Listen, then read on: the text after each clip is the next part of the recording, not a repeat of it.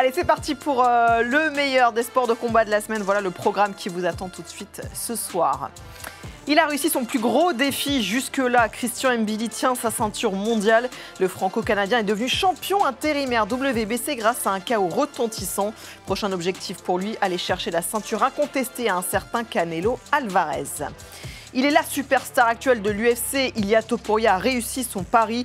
L'ancien champion des moins de 66 kg a mis KO Charles Oliveira pour devenir le nouveau champion des moins de 70. On se demandera maintenant quel peut être son nouveau défi. Et puis lui n'a tout simplement aucune concurrence dans sa catégorie. 4e défense de titre réussie pour Alexandre Pantoja. Dans une nouvelle démonstration, le Brésilien a étranglé Kai Kara France. Il a mal, Jalito, mais il est là. Il est quand même là. C'est très dur. C'est très dur. À chaque fois qu'il revoit l'image, c'est très dur. À chaque fois que je revois, je cache mes yeux comme ça. On dirait un membre de ma famille a subi un accident grave. On se le disait avant l'émission, ça fait mal. Alors c'est quoi, on va te laisser le temps de te remettre un petit peu avant de revoir encore une fois et d'analyser cette image. Mais on va lancer cette émission avec la bonne nouvelle de la semaine parce qu'il attendait ça depuis des mois, voire des années. Et il a répondu présent. Christian Mbili tient en face un ceinture de champion du monde, intérimaire certes, mais quand même, le franco-québécois a remporté le titre intérim WBC et a marqué les esprits, surtout avec une victoire par KO dès le premier round face au Polonais Sulecki. Expérimenté le Polonais qui commence le combat doucement. Oui, capable d'aller chercher une victoire contre Ali Armedov le 28 février à Astana avec un KO à la 10e reprise. Contre toute attente. Il a perdu contre Diego Pacheco, qui aurait dû être l'adversaire de Christian au mois de mai. Pacheco a refusé, faute d'une bourse. Oh, l'uppercut! Oh, l'uppercut! Fantastique! Oh, l'uppercut! Il n'a pas vu venir! Ça se relèvera pas! Il va pas se relever! Il va pas se relever! C'est ce qu'il fallait, Christian! Bravo! C'est fini! C'est ce qu'il fallait, supercut! Il se relève, incroyable! Mais il lui reste 30 secondes, il regarde son coin, il est pas sûr de l'événement. Non, il a mis trop de temps à se relever. C'était trop difficile, bravo! Bravo! Wow. C'est ce qu'il fallait! C'est ce qu'il fallait! 67. Il a marqué les esprits, Christian Mbili. On a la chance d'avoir avec nous ce soir dans le Fighter Club Sunday. Salut Christian, merci d'être avec nous et félicitations. Salut tout le monde, merci beaucoup. Merci. Alors, comment tu te sens au lendemain, enfin il y a 2 jours déjà, de cette incroyable victoire? Est-ce que tu es encore sur un petit nuage? Raconte-nous tout. Je me sens très bien, très bien. Je suis encore sur un petit nuage. J'ai eu, là, je suis allé prendre quelques jours de repos, très loin de Montréal. Je suis à Québec dans un hôtel et on allait un petit peu loin. On allait s'éloigner un petit peu de, comment dire, de la civilisation. Du coup, ça fait en sorte que je redescends petit à petit à la vie réelle. Avant même le combat, Christian, on t'avait senti déterminé, comme investi d'une mission. Tu étais programmé pour remporter ce combat qui était si important pour toi? C'est un combat très important, j'étais déterminé. Faut savoir que j'ai eu un camp d'entraînement de quasiment 6 mois, 5-6 mois. Avec tous les rebondissements qu'on a eu avec la IBF, avec la WBC, avec Pachenko, Kevin, avec Munguia que j'aurais dû rencontrer. On a tourné en rond pendant pas mal de temps. C'est vrai que le camp d'entraînement était long, dur, et je suis revenu, je suis arrivé au combat déterminé. Comme je dis toujours, le camp d'entraînement est dur et long et il faut forcément un coupable. Et pour moi, l'adversaire il devait payer toute cette souffrance passée durant le camp d'entraînement. Ah bah ça s'est vu parce que ça n'a pas duré très longtemps ce combat. Alors raconte-nous un petit peu quand même comment tu l'as construit. Tu as pris le temps, on a senti, nous c'est la sensation qu'on a eue, tu nous diras si c'est ce qui s'est passé de ton côté, mais tu as pris le temps de le détruire petit à petit jusqu'à le mettre KO en fait. C'est vrai, j'ai pas voulu tout de suite sauter à la gorge comme à mon habitude. C'est vrai qu'il faut savoir que qu'on le veuille ou pas, il a rencontré Pachenko qui m'a esquivé 2 fois, qu'on aurait dû rencontrer normalement à sa place. Normalement, c'était le premier challenge, le premier adversaire que la WBC a demandé de nous rencontrer, c'était Pachenko. Et Pachenko l'a déjà battu il y a un an en arrière. Et Pachenko l'avait battu, si je ne me rappelle pas, si je me rappelle bien, au 7e ou 8e, entre 6 et 8e round. Et c'est sûr que beaucoup attendaient ce combat à voir. Pachenko l'a battu par KO au 8e ou 7e, je ne me rappelle plus exactement. Et le monde voulait, il y a beaucoup qui voulaient comparer nos deux combats, voir si moi je veux l'arrêter avant. C'est sûr que j'avais la pression à ce niveau-là, mais c'est sûr que je me disais que lui, je vais le détruire, je voulais prendre un petit peu plus mon temps. Mais c'est sûr que là, moi, je me suis dit, la moindre opportunité, je vais saisir et le faire payer. Et c'est ce qui est arrivé avec l'uppercut en contre tout de suite après, au premier round.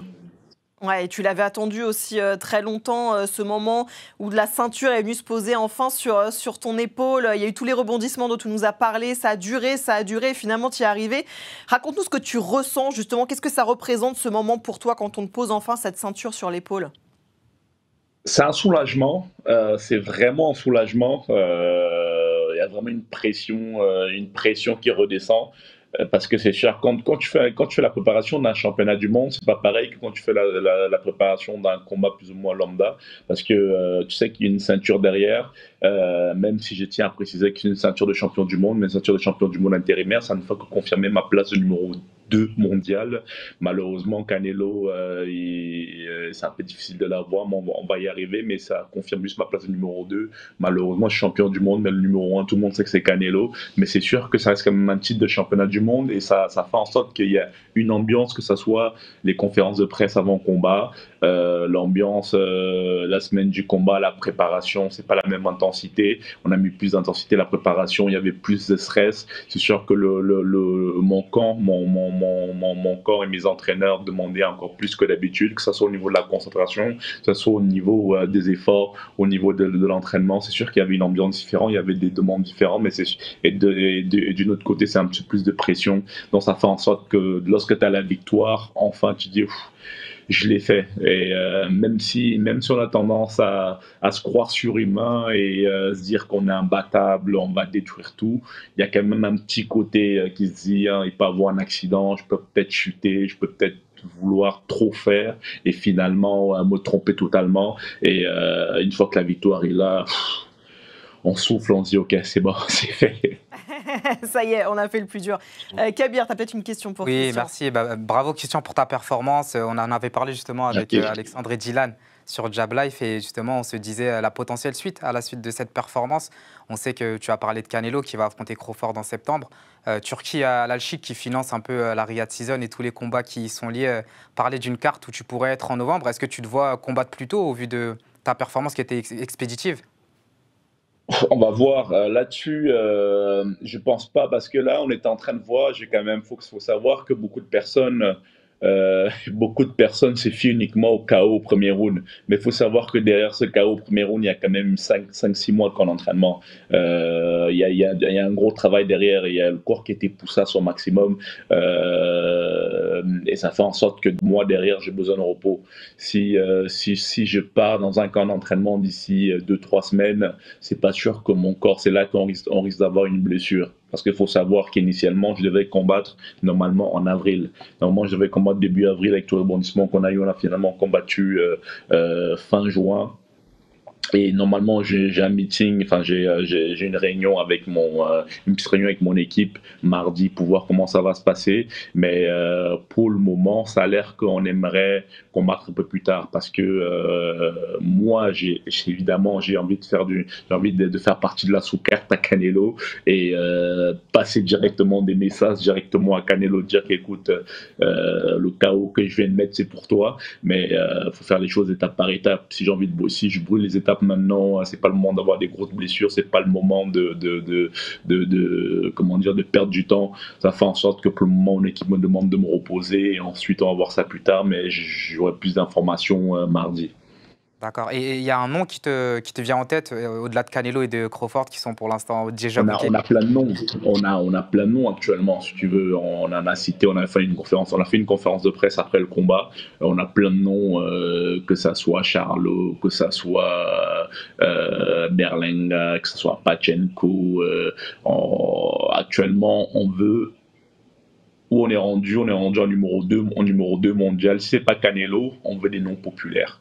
On veut des noms populaires de la boxe, des noms que lorsqu'on va battre, le public va dire ok, lui, c'est le futur adversaire à Canelo. C'est vraiment des noms, des anciens champions du monde, des noms populaires au niveau de la boxe qu'on a besoin en ce moment. L'idée, Christian, pour qu'on comprenne bien, parce qu'on parle de ce Canelo Alvarez-Terence Crawford qui sera en septembre prochain à Las Vegas, l'idée c'est quoi? C'est que si tu combats sur cette carte, on peut imaginer que le prochain combat ensuite, ce sera tu prendras le gagnant de cet Alvarez-Crawford. C'est comme ça si on peut schématiser un petit peu? On espère, mais encore une fois, on peut schématiser comme on veut, mais malheureusement, la boxe, on aura beau schématiser, il y a beaucoup de paramètres qu'on ne contrôle pas. On ne sait pas ce qui va se passer. Il y a beaucoup de combats qui vont jouer actuellement, qui vont plus ou moins déterminer la suite de la division. Il y a Berlanga qui combat Shiraz. Il y a Canelo qui va combattre Crawford. Et il y a aussi 2-3 combats aux alentours là qui va plus ou moins déterminer ce qui va se passer par la suite. Mais c'est sûr qu'actuellement, avec la victoire que j'ai eue, je suis en pole position pour les futurs adversaires de Canelo, que ce soit les futurs combats de Canelo ou voire même les futures cartes de Riyadh Season avec Turquie. Donc là-dessus, je suis très chanceux, même si je pense que c'est une chance que je mérite, que j'ai beaucoup travaillé. On est parmi la liste de l'élite de la catégorie pour faire les futures grandes cartes de Riyadh Season et voir éventuellement combattre Canelo. Un petit peu de vacances pour toi maintenant, Christian, parce que franchement, quand on te voit là, on se dit pas que tu as combattu il y a 2 jours. Vacances, là. Je suis en bout de vacances. D'ailleurs, vous êtes très, comment dire, chanceux. Enfin, je suis très content d'être parmi vous, mais j'ai accepté cette interview parce que c'est Romain qui me l'a demandé. Je sais que Romain, il a fait beaucoup pour moi. RMC a fait beaucoup pour moi. D'ailleurs, je tiens beaucoup à vous remercier parce que c'est un peu grâce à vous et à l'équipe que je garde encore cette image au niveau médiatique en France. Je me suis dit, je vais faire un effort, même si je refusais tous les interviews ici au Canada, je vais quand même accepter l'interview de RMC. Franchement, on est ultra flattés. Un grand merci, Christian, en tout cas, et merci à toi aussi, parce que franchement, tu nous as fait vibrer il y a 2 jours. On était là dans le canapé, on t'a suivi, et franchement, c'était un plaisir. Donc, merci à toi, et bonnes vacances, elles sont vraiment méritées. Merci beaucoup, merci bien, passe une excellente soirée. Merci, à bientôt, Christian. Voilà pour le très beau titre, c'était vendredi soir qu'on a su, vendredi soir ou samedi matin, très tôt, ça dépend comment on voit les choses, samedi matin très tôt. On va marquer une petite respiration sur RMC Sport 1 et puis on revient tout de suite juste après pour parler de l'événement du week-end, c'était cette UFC 317 avec Ilia Topuria qui a, on peut le dire, désolé Jailito, détruit Charles Oliveira. On va revoir toutes les images dans quelques instants, à tout de suite.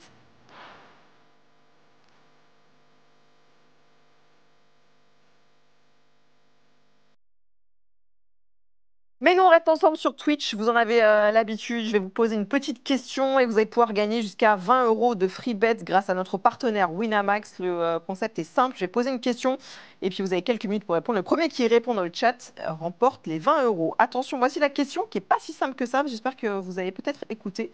Quel est le bilan de Christian Mbili en pro? Indice, il est toujours invaincu. On répond Non. Ah, je sais pas. Non, c'est pas vous, c'est dans le chat. 29-0, Mister MMA 98. Bravo. Mais écoute, t'as juste envoyé ton pseudo Winamax en DM et puis tu seras crédité de 20 € de free bet.